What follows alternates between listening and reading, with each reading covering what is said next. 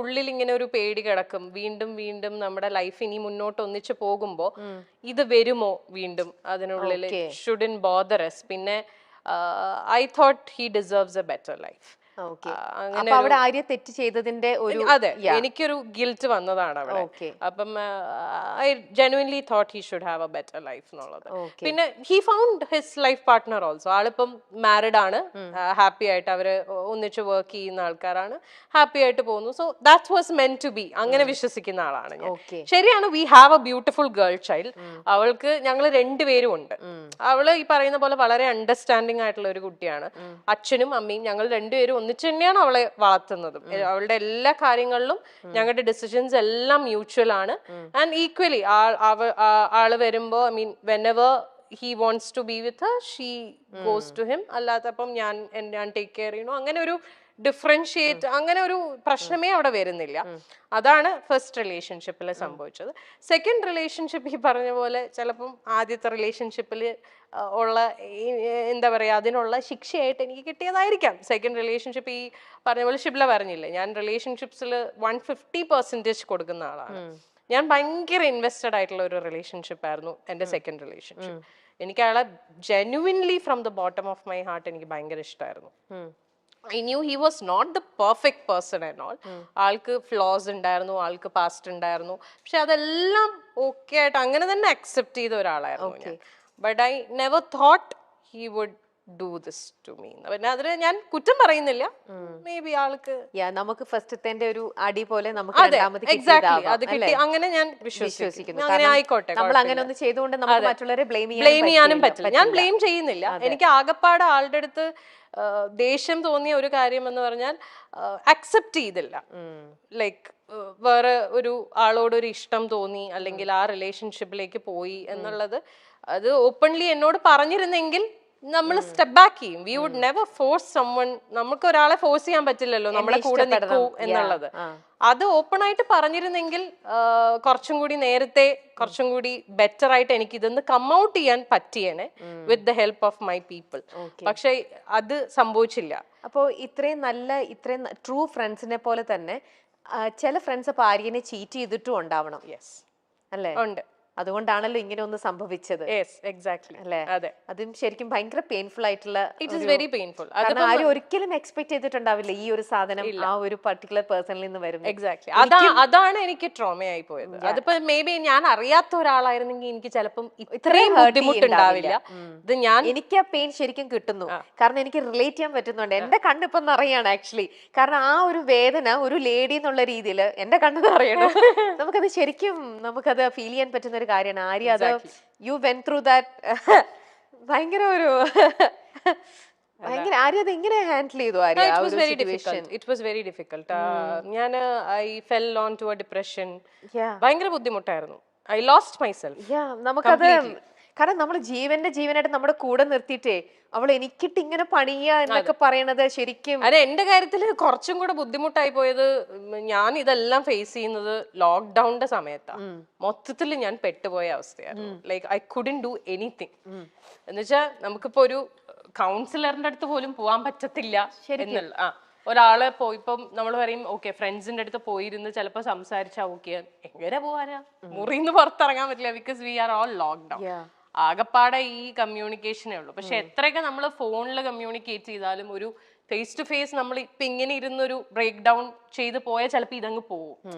അതും ഫോണിൽ നമ്മൾ സംസാരിക്കുന്നതൊക്കെ തമ്മിൽ there's a lot of difference. അപ്പം ആ ഒരു സാധനവും എനിക്ക് കിട്ടിയില്ല. അപ്പൊ ഞാൻ മുഴുവനായിട്ട് ഞാൻ അതില് എന്താ പറയാ ഡ്രൗൺ ആയി പോയി. പിന്നെ ആര്യനെ ഹെൽപ്പ് ചെയ്തത് ഞാൻ തന്നെയാണ്. ഇപ്പൊ എന്ത് പറയാൻ വന്നു? പക്ഷേ ഈ പറഞ്ഞ പോലെ യുനോ ഒരു പോയിന്റിൽ നമ്മൾ റിയലൈസ് ചെയ്യും. എന്നെ ഈ പറഞ്ഞ പോലെ പുഷ് ചെയ്യാൻ അഫ്കോഴ്സ് എന്റെ ഫ്രണ്ട്സ് ഉണ്ടായിരുന്നു. ഒരു പോയിന്റ് എത്തിയപ്പോൾ അവരെല്ലാവരും റിയലൈസ് ചെയ്തു ദാറ്റ്സ് ഞാൻ മുങ്ങിക്കൊണ്ടിരിക്കുകയാണെന്നുള്ളത്. അപ്പൊ അവരെല്ലാവരും അവരുടെ എല്ലാ സൈഡിൽ നിന്നും മാക്സിമം പറ്റുന്ന രീതിയിലൊക്കെ എന്നെ സപ്പോർട്ട് ചെയ്തു. പിന്നെ എന്നെ ഏറ്റവും കൂടുതൽ എന്നെ ഇതിലേക്ക് തിരിച്ചു കൊണ്ടുവന്നത് ഇസ് മൈ ഡോട്ടർ. അവളൊന്നും ചെയ്തിട്ടല്ല, പക്ഷെ അവളുടെ പ്രസൻസ് ഇൻ മൈ ലൈഫ് അത് മതിയല്ലോ. നമ്മൾ ജീവിക്കുന്ന മക്കൾക്ക് വേണ്ടിയിട്ടാണ്. നമ്മുടെ ഐ മീൻ എന്നെ സംബന്ധിച്ചിടത്തോളം ഷീസ് മൈ എവറിഥിങ്. ഞാൻ ഇപ്പൊ ജീവിക്കുന്നതും ഇപ്പൊ കഷ്ടപ്പെടുന്നതും ഒക്കെ അവളുടെ ഫ്യൂച്ചർ സെക്യൂർ ആക്കുക, അവളെ ഹാപ്പി ആയിട്ട് വെക്കുക. ശരിക്കും റിലേറ്റ് ചെയ്യാൻ പറ്റുന്നുണ്ട്, ആ ഫീല് കറക്റ്റ് ആയിട്ട് കിട്ടുന്നുണ്ട് ശരിക്കും. ഭയങ്കര ഇത് കണ്ടു കഴിഞ്ഞാൽ എന്നെ ഈ പറഞ്ഞ എന്റെ ഫ്രണ്ട്സ് എല്ലാരും ചീത്ത വിളിക്കും. എന്നോട് പല പ്രാവശ്യം പറഞ്ഞിട്ടുണ്ട്, ഇനി മേലാൽ ഇതും പറഞ്ഞുകൊണ്ട് എവിടെങ്കിലും പോയിരുന്നു മോങ്ങിയ. പക്ഷെ അത് നമ്മള് കാരണം നിങ്ങളുടെ കൂടെ ഒരു രീതിയിലും പിക്ചറിലുള്ള ആളായിരുന്നില്ല ഞാനൊരു പുറത്തുനിന്നുള്ള ഒരു ലേഡി എന്നുള്ള രീതിയിൽ ഇന്നിപ്പോ ആര്യനെ ഇത്രത്തോളം ഇൻ ആൻഡ് ഔട്ട് മനസ്സിലാക്കിയതിൽ നിന്നും എനിക്ക് ഇത്രത്തോളം ഹേർട്ട് ചെയ്യണം എന്നുണ്ടെങ്കിൽ, എന്റെ കണ്ണുകൾ നിറഞ്ഞു ഇങ്ങനെ ഒഴുകണം എന്നുണ്ടെങ്കിൽ ആ ഒരു അത് അവർക്ക് ഞാൻ ഇങ്ങനെ ഇരുന്ന് കരയണത് കാണാനൊന്നും അവർക്ക് ഇഷ്ടമല്ല, അതുകൊണ്ടാണ് അവര് പറയുന്നത്. അല്ലാതെ വേറൊന്നും കൊണ്ടിട്ടല്ല. അവര് പറയണത് എന്തിനാ ഇങ്ങനെ ഇനി കരയില്ലേ എന്ന് പറയും. അത് അവരുടെ പോയിന്റ് ഓഫ് വ്യൂല് വളരെ അവർക്ക് അങ്ങനെ പറഞ്ഞ പോലെ ഈ ഞാൻ മറ്റേ ഇമോഷൻ ഉള്ളതുകൊണ്ട് ഇത് ട്രിഗറായി വരും. കഴിഞ്ഞു, പക്ഷെ എന്നാലും അത് ആര്യ എത്ര ടൈം എടുത്തിട്ടുണ്ടോ അതിന്ന് റിക്കവർ ചെയ്ത് ഇങ്ങനെ വരാനായിട്ട്? സെൽഫ് തന്നെയാണ് അത് കംപ്ലീറ്റ് വർക്ക് ചെയ്തത്. പിന്നെ ഞാൻ എന്താ ചെയ്ത വെച്ചാല്, ഞാൻ I wanted to distract my mind completely. അങ്ങനെ ഞാൻ ഫുൾ എന്റെ കോൺസെൻട്രേഷൻ എന്റെ ബ്രാൻഡിലിട്ടു. കാഞ്ചീവരത്തില് ഒന്നും നോക്കിയില്ല, ബ്രാൻഡ് മാക്സിമം വർക്ക് ചെയ്ത് എനിക്ക് തോന്നുന്നു ആ ഒരു സമയത്താണ് ഞാൻ ആ ബ്രാൻഡിനെ ഒന്ന് ശരിക്കും പൊക്കി എടുത്ത് കൊണ്ടുവന്നത്. പിന്നെ അതില് എനിക്കൊരു സാറ്റിസ്ഫാക്ഷൻ, നമുക്ക് അതിലൊരു അഡിക്ഷൻ വരുമല്ലോ. Okay, when we see that okay something is working out good for us, പിന്നെ നമ്മൾ അതിലേക്കാവും ഫുള്ള്. വേറെ ഒന്നിലേക്കും നമുക്ക് പോവാനുള്ള ഒരു മൈൻഡ് വരില്ല. അപ്പൊ നമ്മുടെ കംപ്ലീറ്റ് ഫോക്കസ് അതില്ല. ബിക്കോസ് അതിൽ നിന്ന് എനിക്ക് വേണ്ടതെല്ലാം കിട്ടുന്നുണ്ട്. Satisfaction, happiness, peace of mind, everything. വേറെ ഒന്നും നോക്കില്ല. പിന്നെ തിരിഞ്ഞു നോട്ടം അങ്ങോട്ട് തിരിഞ്ഞു നോക്കുക വേണ്ട. ഞാൻ എപ്പോഴും പറയണ ഒരു കാര്യമാണ്, I am still very thankful to that person for one thing. ആളില്ലായിരുന്നെങ്കിൽ ചിലപ്പോൾ കാഞ്ചീവരം എന്ന് പറയുന്ന ബ്രാൻഡ് ഞാൻ സ്റ്റാർട്ട് ചെയ്യില്ലായിരുന്നു. ആ സമയത്ത് ആൾ എനിക്ക് തന്ന ഒരു ഇമോഷണൽ ആൻഡ് മോറൽ സപ്പോർട്ട് ഉണ്ട്. That is huge. കാരണം അതിന് ഞാൻ I will be for ever grateful. ഒരു നിമിത്തം അതെ, ചിലപ്പോൾ അതിന് വേണ്ടിയിട്ടായിരിക്കും അദ്ദേഹം ലൈഫിൽ വന്നിട്ടുണ്ടാവും. അത് വന്നു, ഇതിങ്ങനെ ആയി, അതങ്ങ് പോയി, നമ്മൾ കുറച്ച് കാര്യങ്ങൾ അതോടെ പഠിച്ചു. ആ ഒരു അതിൽ പഠിച്ചത് കൊണ്ട് നമ്മൾ ഇപ്പോ കാഞ്ചീവരം കുറച്ചും കൂടെ എന്നുള്ള രീതിയിൽ ബോൾഡ് ആവുന്നു. അത്രേ ഉള്ളൂ. ലൈഫിന്റെ ഓരോ കാര്യങ്ങളും നമുക്ക് ഓരോരോ എക്സ്പീരിയൻസ് മാത്രമേ ഉള്ളൂ. ഓക്കെ, നമുക്കിനി അടുത്ത വേറൊരു ഓഡിയോയിലേക്ക് പോകാം. നമുക്ക് ഈ മൂഡിൽ നിന്ന് മാറണം. നമ്മൾ രണ്ടുപേരും മാറിയേ പറ്റൂ. ആര്യ തന്നെ നേരത്തെ ഒരു ഇന്റർവ്യൂവിന് കൊടുത്ത ഒരു ഓഡിയോ ബൈറ്റ് ആണ്, അതൊന്നും നമുക്ക് കേൾക്കാം. ശരി. This type of relationship ghosted അല്ലേ? അപ്പൊ അത് നമ്മൾക്കൊരു ഹോപ്പ് തന്നുകൊണ്ടിരിക്കും, പക്ഷെ നമ്മളിൽ പലരും റിയലൈസ് ചെയ്യില്ല, ഞാനടക്കം റിയലൈസ് ചെയ്തിട്ടില്ല. അതായത് നമുക്ക് എപ്പോഴും ഒരു സൈഡിൽ അവരൊരു ഹോപ്പ് തന്നുകൊണ്ടിരിക്കും, ഉണ്ട്, ഓക്കെ വരും, ടൈം എടുക്കുകയാണ് എന്നൊക്കെ പറയും. പക്ഷെ actually they won't come back. അവര് വരില്ല. What they are trying to do is നമ്മളായിട്ട് സ്റ്റോപ്പ് ചെയ്യണം. അവരായിട്ട് പറയും, ആ ബ്ലെയിം നമ്മൾ എടുക്കണം. ഓക്കെ, ഞാനിത് നിർത്തുവാണ് എന്ന് നമ്മൾ പറയണം.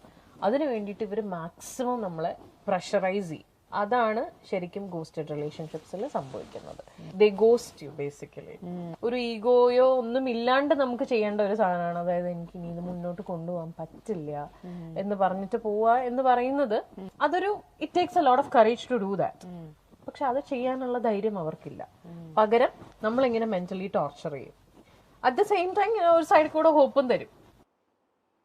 ഓക്കെ, എന്താണ് ആര്യ ഇതിനെ കുറിച്ച് പറയാനുള്ളത്? ഇതിപ്പോ ഞാനിപ്പോ കുറച്ചു മുമ്പ് ചേച്ചി എടുത്ത് പറഞ്ഞില്ലേ, ഇപ്പൊ നമുക്ക് അതായത് ഓപ്പൺ ആയിട്ട് നമ്മളോട് പറയാ, ഇപ്പം ഇങ്ങനെ ഒരു പറ്റിപ്പോയി, I don't have that same feeling for you anymore, അതുകൊണ്ട് ലെറ്റ്സ് സ്റ്റോപ്പ് ദിസ്.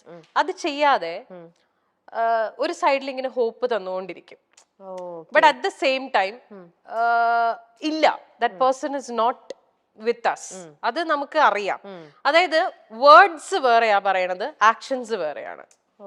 അതായത് 24/7 നമ്മുടെ കൂടെ ഉണ്ടായിരുന്ന ഒരാള് ഓൾ ഓഫ് എ സഡൻ നമ്മുടെ കൂടെ ഫിസിക്കലി ഇല്ല.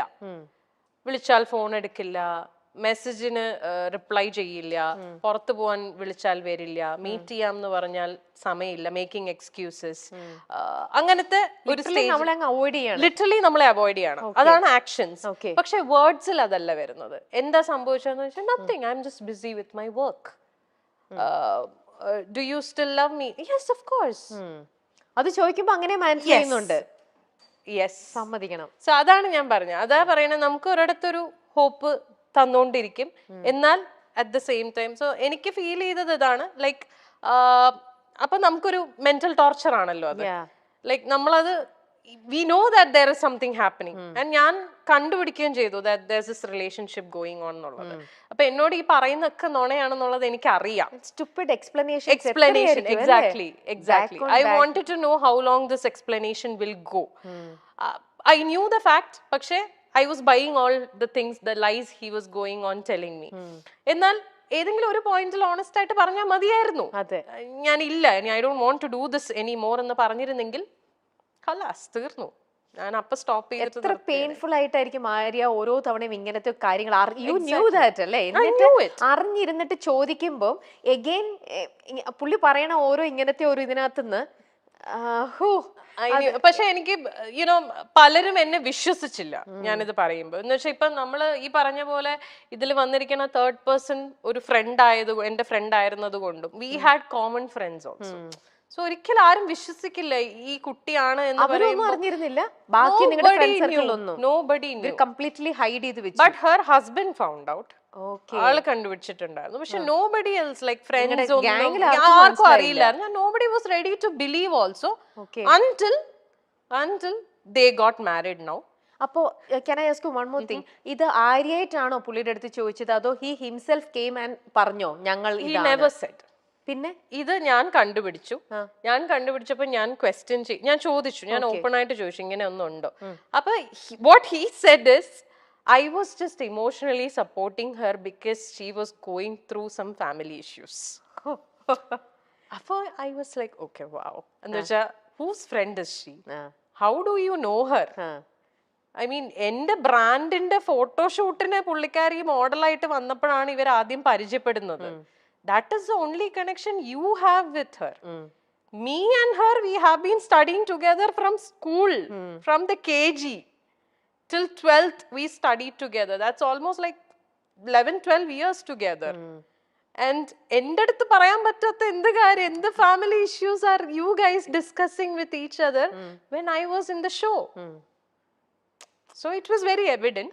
പക്ഷേ he was not ready to accept it. അത്രേ ഉള്ളൂ. ഓക്കേ, എന്നിട്ട് ഫൈനലി അവര് തന്നെ പറഞ്ഞു. അല്ല, അവരിപ്പോഴും പറഞ്ഞിട്ടില്ല. ആണോ? ഇത് I stopped this relation from my side. I had to do it. That is what he wanted also. നമ്മളെയും കൊണ്ട് അവരത് stop ചെയ്യിപ്പിച്ചു. അങ്ങനെയാണത്. That is how it works. They will never accept the fact. അവരൊരിക്കലും അക്സെപ്റ്റ് ചെയ്യില്ല. പക്ഷെ നമ്മളെ ഈ mental torture നമ്മൾ എത്ര കാലം ഇങ്ങനെ നടക്കും? I waited for so long. I waited even after breaking up with him. I actually waited. I thought he will come back. വേണ്ടിയിരുന്നില്ല, അത് വേണ്ടിയിരുന്നില്ല. പക്ഷേ ഇനി വന്നാ പോലും ഡിസേർവ് ചെയ്യുന്നില്ല. ഇനി വരില്ല. ഞങ്ങൾ തമ്മിൽ ഒന്നുമില്ല.